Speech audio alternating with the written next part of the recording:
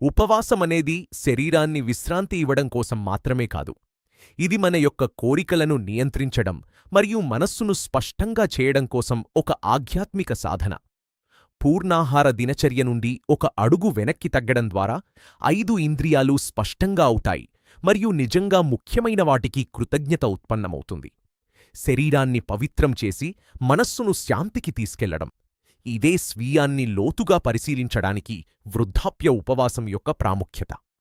పదాలతో ఎంత గొప్పతనం చెప్పినా చర్యలు లేకపోతే దానికి అర్థం లేదు. ఉపవాసం ద్వారా పొందిన శాంతి మరియు ఆత్మ నియంత్రణ శక్తి రోజువారీ ఎంపికలు మరియు ఇతరుల పట్ల శ్రద్ధలో నిశ్శబ్దంగా ప్రతిబింబిస్తుంది.